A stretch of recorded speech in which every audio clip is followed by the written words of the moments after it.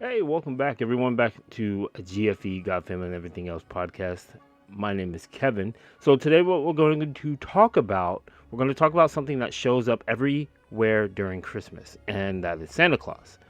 But this isn't Santa is bad episode at all. This is a real conversation from a Christian dad's perspective about Santa Claus, Saint Nicholas, and why Christmas actually matters. So, if you ever wrestled with this as a parent or just wondered how faith fits into Christmas today, please stick around. So let's just go ahead and dive into it, all right? So let me ask you, why do we celebrate Christmas? Is it because of the lights, the presents, family, or Jesus? Now let's be honest.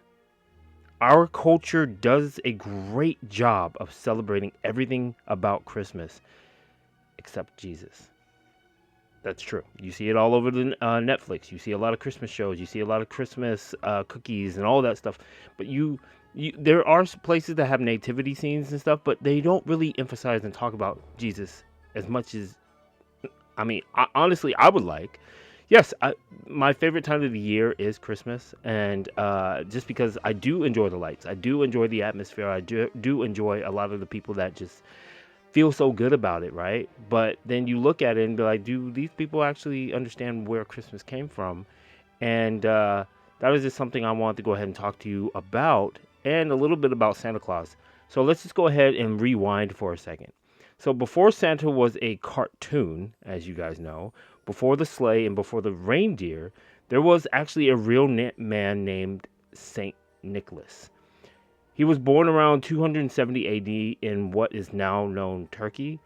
He came from a wealthy family, but instead of living for himself, he lived for others.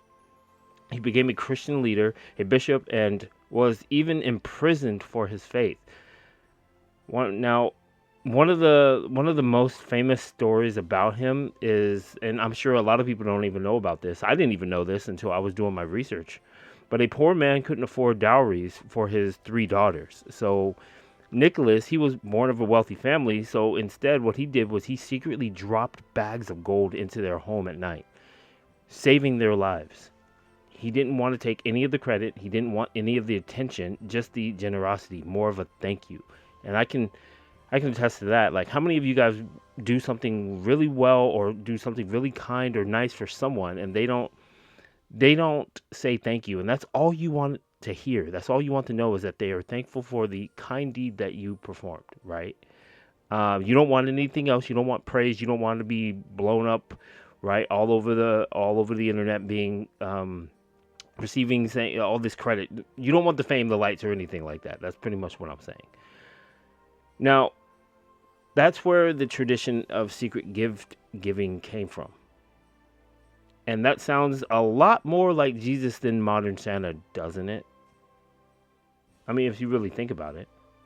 So, how did we get from St. Nicholas to Santa Claus? Well, let's go ahead and check this out. So, in Europe, kids began receiving gifts in Nicholas' name. The Dutch brought Santa Claus to America. Then, in 1823, twas the night before Christmas, gave us reindeer, sleighs, and the jolly laugh. You guys know, the ho ho ho. And then later, thanks to advertising and Santa got his red suit, white beard, and global fame. Thank Coca-Cola for that. Fun, absolutely, right? But somewhere along the way, Jesus got pushed to the background. And like I said earlier, we celebrate Christmas all about the Christmas tree, the lights, and the cookies, and the gift giving, but we rarely talk about Jesus.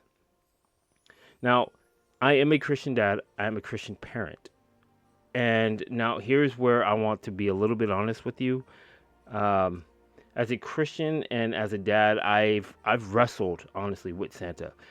When I was a kid, I remember my mom and my dad, both Christians, but I remember when the gifts showed up under the tree, right? My mom would always come to my brother and be like, "Oh my gosh, look, Santa delivered these gifts." And deep down, my brother and I knew that Santa wasn't real.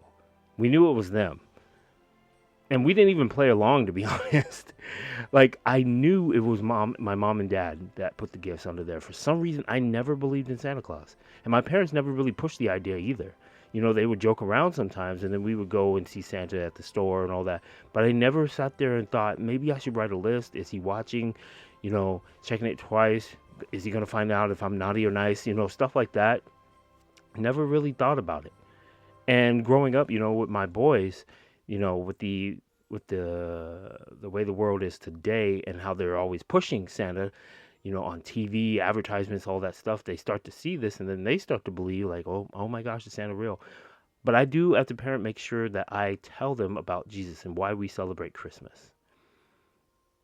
And like I said, I've been wrestling with this because, you know, my son always comes to me and I'm like, oh, Santa, he came and stuff like that. And, you know, I always tell him, you know, do you understand what Christmas is all about? And they give me the right answer. They say Jesus. And yeah, and while telling kids Santa exists isn't malicious, when you come down to it, it's a lie.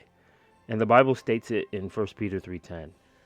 It says here, let me pull this up. It says, if you want to enjoy life and see happy days, keep your tongue from speaking evil and your lips from telling lies. And some people look at that and be like, well, it's a white lie. It's not harming anyone. But no, you forgot that God is holy. He is perfect. And if we want to strive to be with him and be in fellowship with him, we must follow in his footsteps and follow in his biblical teaching. And we can't just push his word, his truth aside just because we want to follow our truth. It's not about that. And that verse hits differently when you're raising your kids, because you don't want to lie to your kids. So I don't want my children growing up thinking if Santa wasn't real, like, what else isn't real, Dad? If you've been telling me all this, like, what if Jesus isn't real? See, it makes them start to question a lot of things that you've been trying to raise them up and tell them.